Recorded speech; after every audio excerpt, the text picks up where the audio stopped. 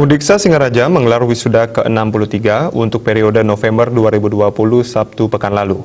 Wisuda kali ini kembali berlangsung secara luring maupun daring karena masih di masa pandemi COVID-19 dengan mengedepankan pelaksanaan protokol pencegahan COVID-19 secara ketat.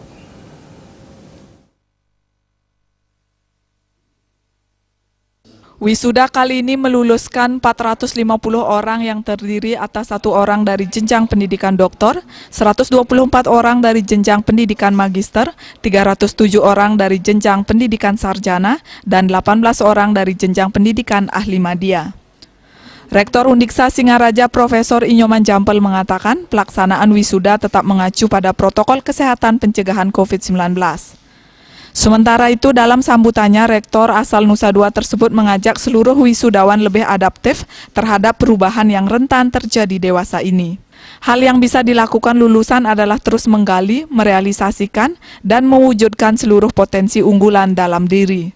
Harapannya itu selaras dengan moto Undiksa, Darmaning Sajana Umerdiaken Widyaguna, yaitu kewajiban orang bijaksana adalah mengembangkan ilmu pengetahuan dan pekerti.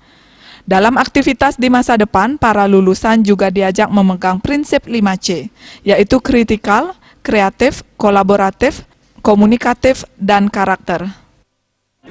Gini, ya memang kan kita harus berpikir bahwa sesungguhnya kita tidak bisa memprediksi jenis pekerjaan di masa yang akan datang. Nah, oleh karena itu saya sebutkan kita harus memang agile. Agile itu adalah cepat beradaptasi pada situasi saat itu. Nah, namanya mungkin zaman teknologi ya, harus kita manfaatkan teknologi. Kalau kita buka restoran maunya luring, barangkali nggak ada orang yang datang. Sekarang kita harus manfaatkan teknologi.